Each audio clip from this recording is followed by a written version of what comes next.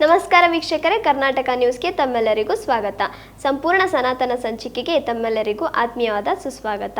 ಇವತ್ತು ನಮ್ಮೊಂದಿಗೆ ಇದ್ದಾರೆ ಆಧ್ಯಾತ್ಮಿಕ ಗುರುಗಳಾದ ಡಾಕ್ಟರ್ ದ್ರೋಣಾಚಾರ್ಯ ಗುರುಗಳು. ನಮಸ್ಕಾರ ಗುರುಗಳು. ನಮಸ್ತೆ ಮಾ. ಗುರುಗಳೇ, ನಮ್ಮೆಲ್ಲರಿಗೂ ಗೊತ್ತಿರೋ ಹಾಗೆ ಕರ್ಣ ಒಬ್ಬ ದಾನ, ವೀರ, ಶೂರ ಅಂತ ಅಂದ್ಬಿಟ್ಟಿದೆಲ್ಲ ನಮಗೆ ಗೊತ್ತಿದೆ. ಆದರೆ ಆತನ್ನ ಕೆಲವರು ಅನ್ಲಕ್ಕಿ ಹೀರೋ ಅಂತ ಕೂಡ ಕನ್ಸಿಡರ್ ಮಾಡ್ತಾರೆ. ಈ ಕರೆಯೋದಕ್ಕೆ ಕರ್ಣನ್ನ ಕೆಲವು ರೀಸನ್ಸ್ಗಳಿರ್ತವೆ. ಹಾಗಿದ್ರೆ ಕರ್ಣಂಗೆ ಇನ್ನೊಂದು ಮುಖ ಕೂಡ ಇರುತ್ತೆ ಅಲ್ವಾ? ಈ ಇನ್ನೊಂದು ಮುಖದ ಬಗ್ಗೆ ನಮ್ಮ ವೀಕ್ಷಕರಿಗೆ ನಮಗೆ ತಿಳಿಸ್ಕೊಡ್ತೀರಾ ಗುರುಗಳೇ? ಖಂಡಿತ ತಿಳಿಸ್ಕೊಡ್ತೀನಿ. ಪೂರ್ವ ಜನ್ಮ ಕೃತಂ ಪಾಪಂ ವ್ಯಾಧಿರೂಪೇಣ ಬಾಧಯತೆ. ಇದರರ್ಥ ಪೂರ್ವದಲ್ಲೇ ಆಗಲಿ ಅಥವಾ ಪೂರ್ವ ಜನ್ಮದಲ್ಲೇ ಆಗಲಿ ಯಾರು ಹೆಚ್ಚು ಪಾಪಗಳನ್ನು ಮಾಡಿರುತ್ತಾರೋ ಅಂಥವ್ರಿಗೆ ಆ ಪಾಪಗಳು ಕಾಡದೇ ಬಿಡೋದಿಲ್ಲ. ಅದಕ್ಕೆ ಉದಾಹರಣೆನೇ ಈ ಕರ್ಣ. ಹೇಗೆ ಅಂತಂದರೆ, ಹಿಂದೆ ಕರ್ಣನಿಗೆ 3 ಶಾಪಗಳಿರ್ತದೆ. ಮೊದಲನೇದು, ಕರ್ಣನ ಸಾವಿಗೆ ಮುಖ್ಯವಾದ ಮೂಲಕ 3 ಶಾಪಗಳು ಯಾವುದು ಅಂದರೆ, ಒಂದು, ಗುರುವಿನಲ್ಲಿ ನಾನೊಬ್ಬ ಕ್ಷತ್ರಿಯ ಅಂತೇಳಿ ವಿದ್ಯೆಯನ್ನು ಪಡೆದಾಗ ಪರಶುರಾಮ ಅವರು ಒಂದು ಶಾಪವನ್ನು ಕೊಟ್ಟಿರ್ತಾರೆ. ಸಕಾಲದಲ್ಲಿ ದೈವಿಕ ವಿದ್ಯೆಗಳು ನಿನಗೆ ಮರ್ತೋಗ್ಲಿ ಅಂಥೇಳಿ. ಆ ಶಸ್ತ್ರದ ದೈವಿಕ ವಿದ್ಯೆಗಳೆಲ್ಲ ಸಕಾಲದಲ್ಲಿ ಮರ್ತೋಗುತ್ತೆ. ಯಾಕಂದರೆ ಅವರು ಕ್ಷತ್ರಿಯ ಅಂತೇಳಿ ಸುಳ್ಳು ಹೇಳಿರ್ತಾರೆ ನೋಡಿ. ಅದಕ್ಕೆ ಯಾವತ್ತೂ ಜೀವನದಲ್ಲಿ ಸುಳ್ಳು ಹೇಳಬಾರ್ದು. ಸುಳ್ಳು ಹೇಳದಿ ವಿದ್ಯೆ ಕಲ್ತಿದ್ದೇ ಆಗಲಿ ಅಥವಾ ಸುಳ್ಳು ಹೇಳಿ ಏನನ್ನೇ ಸಂಪಾದನೆ ಮಾಡಿದರೂ ಕೂಡ ಅದು ಮಾನವನಿಗೆ ಸ್ಥಿರವಾಗಿ ಉಳಿಯೋದಿಲ್ಲ ಮತ್ತು ಹೊರಟೋಗುತ್ತೆ ಅನ್ನೋದು ಈ ಕಥೆಯಿಂದ ತಿಳಿದು ಬರುತ್ತೆ. ಇನ್ನು ಎರಡನೆಯದು, ಕರ್ಣ ಒಮ್ಮೆ ರಥದಲ್ಲಿ ಹೋಗುವಾಗ ಒಂದು ಕರುವಿನ ಮೇಲೆ ರಥವು ಹತ್ತು ಬಿಡುತ್ತೆ. ಕರುವು ಸತ್ತೋಗುತ್ತೆ. ಆಗ ಆ ತಾಯಿಯ ಹಸು ಏನು ಮಾಡುತ್ತೆ, ತುಂಬ ಕಣ್ಣೀರು ಹಾಕುತ್ತೆ ಕೂತ್ಕೊಂಡು. ಆಗ ಅಲ್ಲಿದ್ದಂಥ ಬ್ರಾಹ್ಮಣರು ಒಂದು ಶಾಪವನ್ನು ಕೊಡ್ತಾರೆ ಕರ್ಣನಿಗೆ. ಏನಂತ ಅಂದರೆ, ಯಾವ ತಾಯಿಗೆ ಇಷ್ಟೊಂದು, ಗೋಮಾತೆಗೆ ತಾಯಿಗೆ ಇಷ್ಟೊಂದು ನೋವು ಕೊಟ್ಟಿದೆಯೋ ಆ ಶಾಪವು ನಿನಗೆ ತಟ್ಟದೇ ಬಿಡೋದಿಲ್ಲ. ಸಕಾಲದಲ್ಲಿ ನಿನಗೆ ಇದರಿಂದ ಈ ಕರ್ಮ ಬಾಧಿಸಿ ನಿನಗೆ ಸಕಾಲದಲ್ಲಿ ಯಾರು ಸಹಾಯ ಮಾಡ್ದಂಗಾಗಲಿ ಅಂಥೇಳಿ ಒಂದು ಶಾಪವನ್ನು ಕೊಡ್ತಾರೆ. ಇದು ಎರಡನೇ ಶಾಪ. ಇನ್ನು ಮೂರನೇದಾಗಿ, ಒಂದು ಭೂದೇವಿ ಕೂಡ ಶಾಪ ಕೊಡ್ತಾರೆ. ಹೇಗೆ ಅಂತಂದರೆ, ರಥದಲ್ಲಿ ಹೀಗೆ ವೇಗವಾಗಿ ಕರ್ಣ ಹೋಗುವಾಗ ಆ ವೇಗಕ್ಕೆ ಒಂದು ಮಗು ಒಂದು ಹಾಲಿನ ಕೊಡವನ್ನು ಹಿಡ್ಕೊಂಡು ಹೋಗ್ತಾ ಇರುತ್ತೆ. ಆ ಹಾಲಿನ ಕೊಡವನ್ನು ಯಾವಾಗ ವೇಗವಾಗಿ ಬಂದಂಥ ಈ ರಥದ ಗಾಳಿಗೆ ಉದ್ರಿಕ್ತರಾಗಿ ಆ ಮಗು ಏನು ಮಾಡುತ್ತೆ, ಆ ಗಾಳಿಗೆ ಅದನ್ನು ಹಿಡ್ಕೊಳಕ್ಕಾಗದೆ ನೆಲಕ್ಕೆ ಬೀಳಿಸ್ಬಿಡುತ್ತೆ. ಆಗ ಆ ಹಾಲು ಭೂದೇವಿಯ ಪಾಲಾಗ್ಬಿಡುತ್ತೆ. ಹಾಗೆ ಆ ಭೂದೇವಿಯ ಪಾಲಾದಂಥ ಹಾಲು ನನಗೆ ಮತ್ತೆ ಬೇಕೇ ಬೇಕು ಅಂತ ಕಣ್ಣೀರಿಡ್ತಾ ಆ ಮಗು ಅಳ್ತಾ ಇರಬೇಕಾದ್ರೆ ರಥದಿಂದ ಎಳೆದಂಥ ಕರ್ಣ ಹೇಗಾದರೂ ಮಾಡಿ ನಾನು ಈ ಹಾಲನ್ನು ವಾಪಸ್ ಕೊಟ್ಟೇ ಕೊಡ್ತೀನಿ ಅಂತೇಳಿ ಶಪಥವನ್ನು ಮಾಡ್ತಾನೆ. ಆಗ ಭೂದೇವಿಯ ನಿಯಮ ತತ್ವ ಏನು ಅಂದರೆ, ಒಮ್ಮೆ ಭೂದೇವಿ ಮಡಿಲಿಗೆ ಏನಾದ್ರು ಹೋದರೆ ಮತ್ತೆ ವಾಪಸ್ಸು ತಗೊಳ್ಳೋ ಶಕ್ತಿ ಯಾರಿಗೂ ಇಲ್ಲ. ಅದು ಆ ತಾಯಿಗೆ ಮಾತ್ರ ಆ ಶಕ್ತಿ. ಆದರೆ ತನ್ನ ದಿವ್ಯ ಶಕ್ತಿಗಳನ್ನು ಬಳಸ್ಕೊಂಡು ಇದೇ ಕರ್ಣ ಏನು ಮಾಡ್ತಾನೆ ಅಂತಂದರೆ, ಆ ಮಣ್ಣನ್ನು ಹಿಂಡಿ ಆ ಹಾಲನ್ನು ವಾಪಸ್ ಹೊರ ತೆಗೆದು ಆ ಮಗುಗೆ ಕೊಡೋ ಪ್ರಯತ್ನವನ್ನು ಮಾಡ್ತಾನೆ. ಆಗ ಭೂದೇವಿ ಅವ್ರಿಗೆ ಪ್ರತ್ಯಕ್ಷರಾಗಿ ಶಾಪವನ್ನು ಕೊಡ್ತಾರೆ. ಕರ್ಣ, ನನ್ನ ಕಾರ್ಯವನ್ನು ನೀನು ಮಾಡೋಕ್ಕೆ ಹೊರಟಿದೆಯಾ, ಅದು ನನಗೆ ಮಾತ್ರ ಆ ಹಾಲು ಮೀಸಲು, ಅದು ನನಗಾಗಿರೋ ನೈವೇದ್ಯ, ಅದನ್ನು ನೀನು ಮರೆತು ಅದು ನಿನ್ನ ನೈವೇದ್ಯ ಮಾಡ್ಕೊಳ್ಳೋಕೆ ಹೊರಟಿದೆಯಾ, ಹಾಗಾಗಿ ಇದು ನನಗೆ ಇಷ್ಟ ಇಲ್ಲ ಅಂತ. ಆಗ ಕರ್ಣ ಹೇಳ್ತಾನೆ, ಇಲ್ಲ ತಾಯಿ, ನಾನು ಮಗುವಿಗೆ ಕೊಡೋಕ್ಕೋಸ್ಕರ ಹೊರಟಿದ್ದು ಅಂತ. ಹೌದು, ಯಾರಿಗೆ ಏನನ್ನು ಕೊಡ್ತಾರೋ ಅದು ಅವರ ನೈವೇದ್ಯವೇ ಆಗೋದು. ಹಾಗಾಗಿ ಈಗ ನನ್ನ ಭೋಜನವನ್ನು ನೀನು ಕಿತ್ಕೊಂಡಿದೆಯಾ, ಹಾಗಾಗಿ ನನ್ನಿಂದಲೇ ನಿನ್ನ ಅಂತ್ಯ ಆಗುತ್ತೆ. ಸಕಾಲದಲ್ಲಿ ಯಾವ ಭೂದೇವಿಯನ್ನು ನೀನು ತುಚ್ಛವಾಗಿ ಕಂಡಿದ್ದೀಯೋ ಆ ಭೂಮಿಯೇ ನಿನಗೆ ಕೈ ಕೊಡುತ್ತೆ. ಮುಂದೊಂದು ದಿನ ಯುದ್ಧದ ಸಂದರ್ಭದಲ್ಲಿ ನಿನ್ನ ರಥ ಇದೇ ಭೂಮಿಯೊಳಗಡೆ ಹೂತು ಹೋಗಿ ನಿನ್ನ ಮರಣಕ್ಕೆ ಕಾರಣ ಆಗಲಿ ಅಂತೇಳಿ ಶಾಪವನ್ನು ಕೊಡ್ತಾರೆ. ಇದು 3 ಶಾಪಗಳು ಕರ್ಣನಿಗೆ ಸಿಕ್ಕಿದ್ದು. ಇದೇ ಕಾರಣಕ್ಕೋಸ್ಕರವಾಗಿಯೇ ಕರ್ಣ ಈ ತನ್ನ ಪ್ರಾಣವನ್ನು ಬಿಡಬೇಕಾದ ಸನ್ನಿವೇಶ ಬಂದ್ಬಿಡುತ್ತೆ. ಇದು ಪೂರ್ವದಲ್ಲಿ ಮಾಡಿದಂಥ ತಪ್ಪು ಕರ್ಣ. ಇನ್ನು ಅದರ ಪೂರ್ವದಲ್ಲಿ ಮಾಡಿದಂಥ ಕೆಲವೊಂದು ತಪ್ಪಿದೆ. ಅದೇಗೆ ಅಂತಂದರೆ ನೋಡಿ, ಯಾವುದೇ ಹೆಣ್ಣನ್ನು ನಾವು ದೇವರು ಅಂತ ಪೂಜೆ ಮಾಡ್ತೀವಿ. ಯತ್ರ ನಾರ್ಯಸ್ತು ಪೂಜ್ಯಂತೆ ರಮಂತೆ ತತ್ರ ದೇವತಾ ಅಂತ. ಹಾಗಿರುವಾಗ ಆ ಹೆಣ್ಣಿಗೆ ನೋವು ಕೊಟ್ಟರೆ ದೇವರು ಕೂಡ ಅದನ್ನು ಸಹಿಸೋದಿಲ್ಲ. ಹಾಗಾಗಿ ನೋಡಿ, ಹಿಂದೆ ಯಾವ ದ್ರೌಪದಿಯನ್ನು ಇದೇ ಕಾರಣ ಒಂದು ಮಾತಲ್ಲಿ ಬೈತಾನೆ, 5 ಪತಿಯರನ್ನು ಮದುವೆಯಾದಂತಹ ಆ ದ್ರೌಪದಿಯು ಜಾರಿಣಿಯ ಸರಿ ಅಂತೇಳಿ. ಹಾಗೆ ಆ ರೀತಿ ಮಾತಿನಲ್ಲಿ ಧರ್ಮವನ್ನು ಮೀರಿದಂತಹ ಆ ಶಾಪವೂ ಅವನಿಗಿರುತ್ತೆ. ಹಾಗಾಗಿ ಸ್ತ್ರೀ ಶಾಪಗಳು ಅವನಿಗೆ ಇರುತ್ತೆ. ಇನ್ನೂ ಒಂದು ಸ್ತ್ರೀ ಶಾಪ ಅವನಿಗಿರುತ್ತೆ. ಅದ್ಯಾವುದು ಅಂದರೆ ಭಾನುಮತಿಯ ಶಾಪ. ದುರ್ಯೋಧನನ ಧರ್ಮಪತ್ನಿಯಾದಂಥ ಭಾನುಮತಿಯನ್ನು ಹಿಂದೆ ಸ್ವಯಂವರದಲ್ಲಿ ನುಗ್ಗಿ ಆಕೆಯನ್ನು ಅಪಹರಣ ಮಾಡ್ಕೊಂಬರ್ತಾನೆ ದುರ್ಯೋಧನ ಹಾಗೂ ಈ ಕರ್ಣ ಏನು ಮಾಡ್ತಾನೆ ಅಂದರೆ, ಅವರ ತಂದೆಯನ್ನೇ ಆಗಲಿ ಅವರ ಬಂಧುಗಳನ್ನೇ ಆಗಲಿ ತಡೆಯೋಕ್ಕೆ ಅಂತ ಬಂದಾಗ ಬಾಣಗಳಿಂದ ಒಂದು ದ್ವಾರವನ್ನು ನಿರ್ಮಿಸಿ ಆ ಅರಮನೆಗೆ ಯಾರೂ ಆಚೆ ಬರದಾಗೆ ಮಾಡಿ ಆ ಭಾನುಮತಿಯನ್ನು ಬಲವಂತವಾಗಿ ಎಳ್ಕೊಂಡು ಬರೋವಂಥದ್ದು. ನೋಡಿ, ಈಗೆಲ್ಲ ಕೆಲವೊಂದು ಎಷ್ಟೊಂದು ಕಡೆ ಹೆಣ್ಣು ಮಕ್ಕಳಿಗೆ ಅತ್ಯಾಚಾರ ಆಗೋದೆಲ್ಲ ತಾವು ನೋಡಿದ್ದೀರಾ. ಹಾಗೆ ತುಂಬಾ ಹಿಂದಿನ ಕಾಲದಲ್ಲೂ ಕೂಡ ಈ ರೀತಿ ನಡೆದಿದೆ. ಯಾಕಂದರೆ ಈ ಭಾನುಮತಿಯನ್ನು ಕೂಡ ಬಲವಂತವಾಗಿ ಎಳ್ಕೊಂಡು ಹೋಗ್ತಾರೆ. ಯಾವುದೇ ಸ್ತ್ರೀ ಆಗಲಿ ಆಕೆಯ ಬಲವಂತದಲ್ಲಿ ಏನನ್ನೇ ಆಗಲಿ ಆಕೆಯನ್ನು ಪಡಿಬೇಕು ಅಂತ ಬಯಸಿದ್ರೆ ಕೂಡ ಅದು ಕೂಡ ಅತ್ಯಾಚಾರಕ್ಕೆ ಸಮವೇ.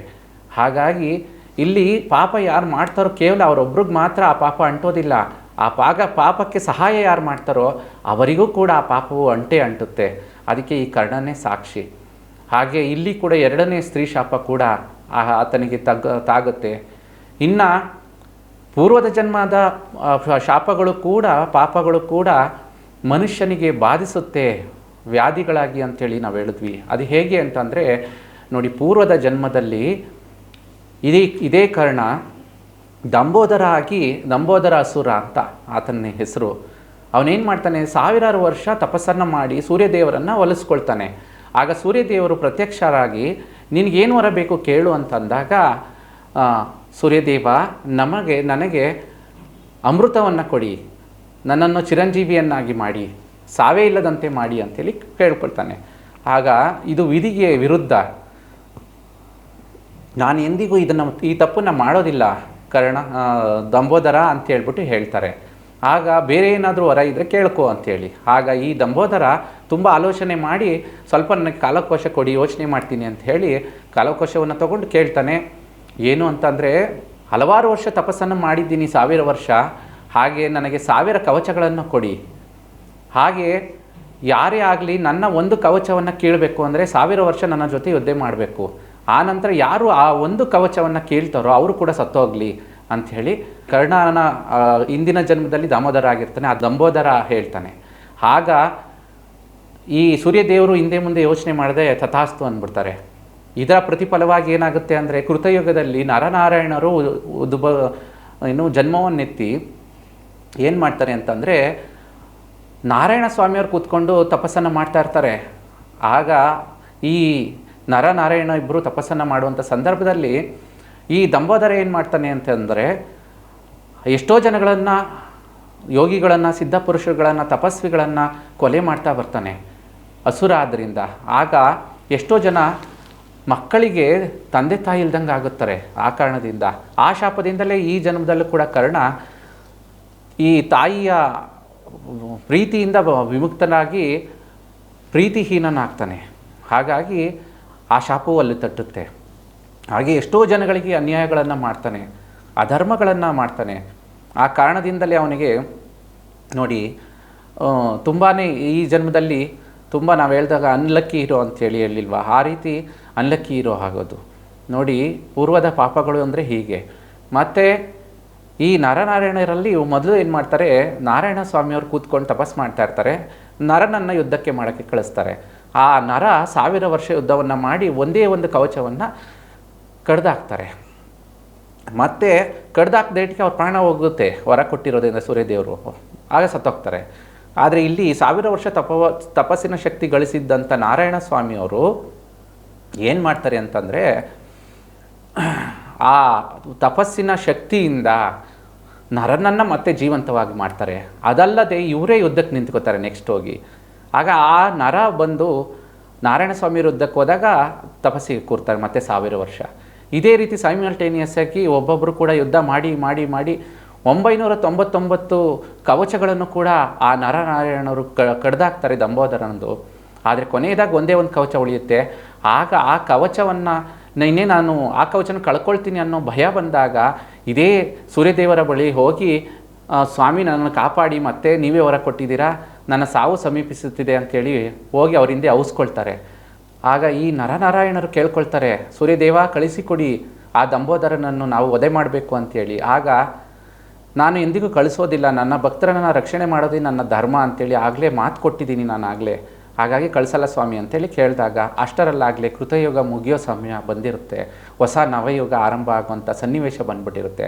ಹಾಗಾಗಿ ಇದಕ್ಕೆ ನಿನಗೆ ಮುಂದಿನ ಜನ್ಮದಲ್ಲಿ ನಾನು ಶಿಕ್ಷೆ ಕೊಟ್ಟೇ ಕೊಡ್ತೀನಿ, ಮತ್ತೆ ಬಂದು ಅರ್ಜುನ ಹಾಗೂ ಕೃಷ್ಣರಾಗಿ ಬಂದು ಅಂಥೇಳಿ ಮತ್ತೆ ಅವನನ್ನು ಬಿಟ್ಬಿಡ್ತಾರೆ. ಮತ್ತೆ ಅವನ ಸಾವಾಗುತ್ತೆ, ಮತ್ತೆ ಅವನು ಕರ್ಣನಾಗಿ ಹುಟ್ಟು ಬರ್ತಾನೆ. ನೋಡಿ, ಕರ್ಣನಾಗಿ ಅವನು ದಂಬೋದರಾಗಿ ಕರ್ಣ ಎಷ್ಟು ಜನಗಳಿಗೆ ಹಿಂಸೆಯನ್ನು ಕೊಟ್ಟಿದ್ನೋ, ಎಷ್ಟು ಜನಗಳಿಗೆ ಅನ್ಯಾಯ ಮಾಡಿದ್ನೋ, ಅದೇ ಕಾರಣಕ್ಕೆ ಈ ಕರ್ಣನ ಜನ್ಮದಲ್ಲಿ ಅವನಿಗೇನೂ ಸಿಗೋದಿಲ್ಲ ಜಗತ್ತಲ್ಲಿ, ಯಾಕಂದರೆ ಎಷ್ಟು ಅನ್ಯಾಯಗಳು ಕ್ರೂರತನ ಮಾಡಿರ್ತಾನೆ.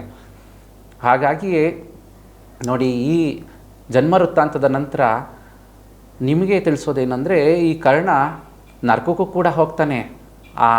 ಯಾವ ಕಾರಣಕ್ಕೆ ನರಕಕ್ಕೆ ಹೋಗ್ತಾನೆ ಅಂತಂದರೆ ನೋಡಿ, ಇಷ್ಟೆಲ್ಲ ಪಾಪಗಳಾಗಿರೋದ್ರಿಂದಲೇ. ಹಾಗಾಗಿ ಮತ್ತೆ ಈ ಕರ್ಣ ಏನು ಮಾಡ್ತಾನೆ, ಮುಂದಿನ ಸಂದರ್ಭಗಳಲ್ಲಿ ಇದೇ ಶ್ರೀಕೃಷ್ಣ ಸ್ವಾಮಿಯವ್ರನ್ನ ನೋಡಲಿಕ್ಕೆ ಯಮಧರ್ಮರಾಯನನ್ನು ಬೇಡಿಕೊಂಡು, ಸ್ವಾಮಿ ನನ್ನ ಪಾಪ ಆದರೂ ಏನು, ನನ್ನ ತಪ್ಪಾದರೂ ಏನು, ಶ್ರೀಕೃಷ್ಣ ಸ್ವಾಮಿಯವರು ನಾನು ಕೇಳ್ಕೊಳ್ಳೇಬೇಕು, ನಾನು ಹಾಗೆ ವಾಪಸ್ಸು ನಾನು ಬಂದು ನನ್ನ ಪಾಪದ ಪ್ರಾಯಶ್ಚಿತ್ತವನ್ನು ಮಾಡ್ಕೊಂಡು ಬಂದು ಪುಣ್ಯ ಜೀವಿ ಆಗಬೇಕು ನಾನು ಅಂಥೇಳಿ ಕೇಳಿದಾಗ ಆ ಯಮಧರ್ಮರಾಯರು ಸಶರೀರವನ್ನು ಮತ್ತೆ ಕೊಟ್ಟು ಭೂಲೋಕಕ್ಕೆ ಕಳಿಸ್ತಾರೆ.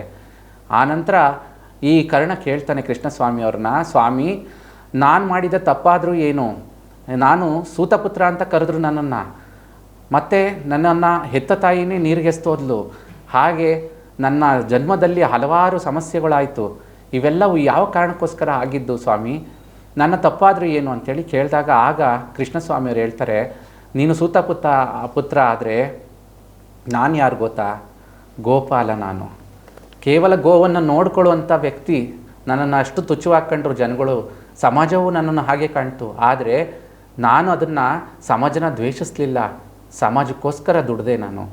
ಹಾಗಾಗಿ ಅದನ್ನು ನಾನು ಧನಾತ್ಮಕವಾಗಿ ತೊಗೊಂಡೆ, ನೀನು ಋಣಾತ್ಮಕವಾಗಿ ತೊಗೊಂಡೆ, ಇದೇ ವ್ಯತ್ಯಾಸ ಅಂಥೇಳಿ. ಸಾಂಗತ್ಯಗಳು ಬಹಳ ಮುಖ್ಯ. ನಾನು ಗುರುವಿನ ಸಾಂಗತ್ಯವನ್ನು ಹೊಂದಿದೆ, ಸಾಂದೀಪನಿ ಋಷಿಯ ಸಾಂಗತ್ಯವನ್ನು.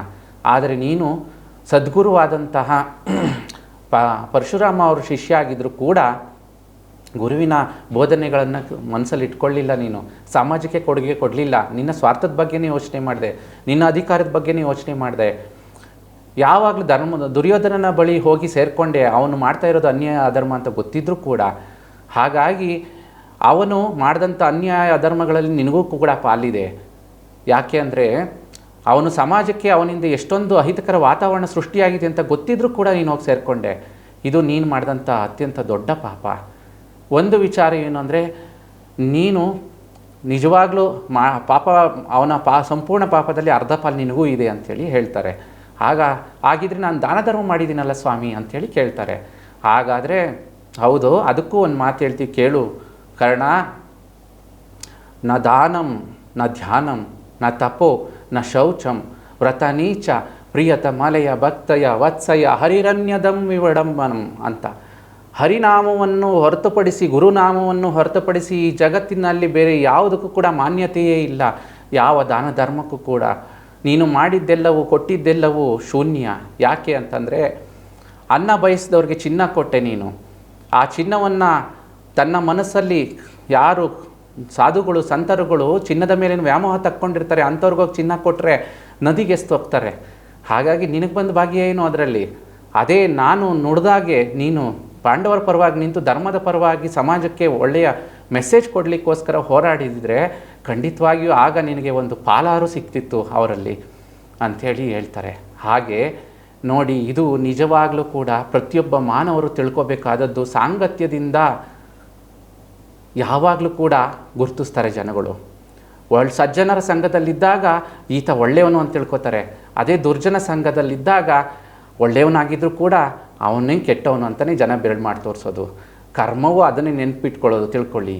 ಹಾಗಾಗಿಯೇ ಈ ಜಗತ್ತಲ್ಲಿ ಎಲ್ಲರೂ ಸಾಂಗತ್ಯವನ್ನು ಪಡೆಯೋದೇ ಆದರೆ ನಿಜ ಸಾಂಗತ್ಯವನ್ನು ಹೊಂದಬೇಕು. ದೈವಿಕ ಸಾಂಗತ್ಯಗಳು, ಗುರುವಿನ ಸಾಂಗತ್ಯಗಳು ಹಾಗೂ ಧಾರ್ಮಿಕ ಆಸ್ಥಾನಗಳ ಸಾಂಗತ್ಯಗಳನ್ನು ಹೊಂದಿ ಆ ಹರಿನಾಮವನ್ನು, ಗುರುನಾಮವನ್ನು ಸ್ಮರಣೆ ಮಾಡಿ ಆ ಮುಕ್ತಿ ಮಾರ್ಗಕ್ಕೆ ಹೋಗಬೇಕು. ಇದು ನಿಜವಾದ ಧರ್ಮ ಅಂತೇಳಿ ಶ್ರೀಕೃಷ್ಣ ಸ್ವಾಮಿಯವರು ಹೇಳ್ಕೊಡ್ತಾರೆ. ಆನಂತರ ಸ್ವಾಮಿ, ನಿಮ್ಮ ಬೋಧನೆಯಿಂದ ನನ್ನ ಕಣ್ಣು ತೆರೀತು ಸ್ವಾಮಿ, ಈಗ ದಯವಿಟ್ಟು ನನಗೆ ಮೋಕ್ಷದ ಮಾರ್ಗ ತೋರಿಸಿ ಅಂತ ಹೇಳಿದಾಗ ಒಂದು ಮಾರ್ಗವನ್ನೇ ಹೇಳ್ತಾರೆ. ಪಿತೃವಿಗೆ ನೀನು ತರ್ಪವನ್ನು ಕೊಡು ಅಂತ ಕರ್ಣ ಅಂಥೇಳಿ. ಅಲ್ಲಿಂದ ಅಲ್ಲೇ ಪಿತೃವಿನ ತರ್ಪವನ್ನು ಕೊಡಲಿಕ್ಕೆ ಎಲ್ಲರೂ ಕೂಡ ಆರಂಭಿಸಿದ್ದು. ಆ ಪಿತೃವಿನ ತರ್ಪದ ನಂತರ ಇದೇ ಶ್ರೀಕೃಷ್ಣ ಸ್ವಾಮಿಯವರು, ನೀನು ದಾನಶೂರ ಕರ್ಣ ಅನ್ನೋದೇ ಸತ್ಯ, ಆದರೆ ನಿನ್ನ ದೇಹದಲ್ಲಿ ನಿನ್ನ ಹಲ್ಲೇನಿದೆಯೋ ಚಿನ್ನದ ಹಲ್ಲು ಅದನ್ನು ನನಗೆ ಕೊಡು, ನೋಡ್ತೀನಿ, ನನಗೂ ಒಂದು ದಾನ ಕೊಡು ಅಂಥೇಳಿ ಬ್ರಾಹ್ಮಣನ ವೇಷಧಾರಿಯಾಗಿ ಬಂದು ಕೇಳ್ತಾರೆ ಕೃಷ್ಣ ಸ್ವಾಮಿಯವರು. ಆಗ ಹಿಂದು ಮುಂದೆ ನೋಡಿದೆ, ಅಲ್ಲಿ ಪಕ್ಕದಲ್ಲಿದ್ದ ಕಲ್ಲು ತೊಗೊಂಡು ಹೊಡೆದು ಅವನು ತನ್ನ ಬಾಯಿಗೆ ಹೊಡೆದು ರಕ್ತವನ್ನು ಸುರಿಸಿ ಅದೇ ಹಲ್ಲನ್ನು ಕಿತ್ತಿ ಕೊಡ್ತಾರೆ. ಯಾರೀ ಕರ್ಣ? ಹಾಗಾಗಿಯೇ ನೋಡಿ, ಕರ್ಣ ನಿಜವಾಗ್ಲೂ ದಾನಶೂರ ಅಂಥೇಳಿ ಆ ಶ್ರೀಕೃಷ್ಣ ಸ್ವಾಮಿಯವರು ಮುಂದಿನ ಪೀಳಿಗೆ ನಿನ್ನನ್ನು ದಾನವೀರ ಶೂರ ಕರ್ಣ ಅಂತಲೇ ಕರೀತೆ ಅಂಥೇಳಿ ವರವನ್ನು ಕೊಡ್ತಾರೆ. ಅದಾದ ನಂತರ ಕರ್ಣನಿಗೆ ಮುಕ್ತಿಯನ್ನು ಕೊಡ್ತಾರೆ. ಹೇಗೆ ಅಂತಂದರೆ, ಅಂಗೈಯಲ್ಲಿ ಅವನನ್ನು ಇಟ್ಟುಕೊಂಡು ಅಂಗೈಯಲ್ಲಿ ದಹಿಸುತ್ತಾರೆ. ಶ್ರೀಚಕ್ರಧರ ಆತ ಶ್ರೀ ಕೃಷ್ಣ ಸ್ವಾಮಿಯವರು. ನಾರಾಯಣ ಸ್ವಾಮಿಯವರು ಹಸ್ತದಲ್ಲಿ ಪ್ರಾಣವನ್ನು ಹೋಗಿಸೋದು ಅಂದರೆ ನಿಜವಾದ ಮುಕ್ತಿ ಅದು. ಹಾಗಾಗಿ ಮುಕ್ತಿಯನ್ನು ಕೊಟ್ಟು ನರಕ ಪ್ರಾಪ್ತಿಯನ್ನು ಹೋಗಿಸಿ ಕೊನೆಯದಾಗಿ ಅವರನ್ನು ಸೂರ್ಯಲೋಕಕ್ಕೆ ಕಳಿಸಿಕೊಡುತ್ತಾರೆ. ಯಾಕಂದರೆ ಒಂದು ಕರ್ಣ ನಿಜವಾಗ್ಲೂ ಆರಾಧನೆ ಮಾಡಿದ್ದು, ವರ್ಷಾನುಗಟ್ಟಲೆ ತಪಸ್ಸು ಮಾಡಿದ್ದು ಆ ಸೂರ್ಯದೇವರನ್ನು. ಹಾಗಾಗಿ ಅವರ ಲೋಕಕ್ಕೆ ಹೋಗಲಿ ಅಂಥೇಳಿ ಆ ಲೋಕಕ್ಕೆ ಕಳಿಸಿಕೊಟ್ಟು ಮುಕ್ತಿ ಮಾರ್ಗವನ್ನು ತೋರಿಸಿದಂಥ ಮಹಾನ್ ಗುರು ಶ್ರೀ ಕೃಷ್ಣ ಸ್ವಾಮಿಯವರು. ಹಾಗಾಗಿ ಸರ್ವಲೋಕೈಕನಾಥಂ ಕೃಷ್ಣಂ ಒಂದೇ ಜಗದ್ಗುರುಂ ಅಂಥೇಳಿ ಹೇಳೋದು. ಹಾಗೇ ನೋಡಿ, ಕೊನೆಯದಾಗಿ ಒಂದು ಎಲ್ಲರಿಗೂ ಕೂಡ ಮೆಸೇಜ್ ಏನಂದರೆ, ನೋಡಿ, ಈ ಜಗತ್ತಿನಲ್ಲಿ ಸುಳ್ಳಿಗೆ ಭಯ ಜಾಸ್ತಿ. ಹಾಗಾಗಿ ಸುಳ್ಳು ಮತ್ತೊಂದು ಸುಳ್ಳಿಗೆ ಆಸರೆ ಆಗುತ್ತೆ. ಹಾಗಾಗಿ ಸುಳ್ಳಿಗೆ ಸಂಬಂಧಗಳು ಜಾಸ್ತಿ. ಆದರೆ ಸತ್ಯ ಯಾವತ್ತೂ ಒಬ್ಬಂಟಿಯಾಗಿರುತ್ತೆ. ಸತ್ಪುರುಷರು ಒಬ್ಬಂಟಿಯಾಗೇ ಇರ್ತಾರೆ. ಅವರಿಗೆ ದುರ್ಜನರಿಂದ ವಿಮುಕ್ತತೆಯನ್ನು ಕೊಡುತ್ತೆ ಅವರ ಕರ್ಮ. ಹಾಗಾಗಿ ಅವರು ಏಕಾಂಗಿಯಾಗಿರ್ತಾರೆ. ಏಕಾಂಗಿಯಾಗಿದ್ದಾರೆ, ಅವ್ರಿಗೆ ಯಾರೂ ಜೊತೆಲಿಲ್ಲ, ಜನಗಳೇ ಅವ್ರ ಹತ್ರ ಹೋಗ್ತಾ ಇಲ್ಲ ಅಂದರೆ ನಾವ್ಯಾಕೆ ಹೋಗಬೇಕು ಅಂದ್ಕೋಬೇಡಿ. ಯಾಕಂದರೆ ಅವ್ರ ಜೊತೆ ಭಗವಂತವ್ರು ಇರ್ತಾರೆ. ಇದೇ ಪಾಂಡವರಿಗೂ ಆಗಿತ್ತು. ಇಷ್ಟು ಹೇಳ್ತಾ ಇವತ್ತಿನ ಸಂಚಿಕೆಯನ್ನು ಮುಗಿಸ್ತಾ ಇದ್ದೀವಿ. ಸರ್ವೇ ಜನಃ ಸುಖಿನೋ ಭವಂತು, ಅನ್ಯತಾಂ ಶರಣಂ ನಾಸ್ತಿ, ಸಮಸ್ತ ಲೋಕೋ ಸನ್ಮಂಗಳಾನಿ ಭವಂತು, ಲೋಕೋ ಸುಖಿನೋ ಭವಂತು, ಧರ್ಮೋ ರಕ್ಷತಿ ರಕ್ಷಿತ.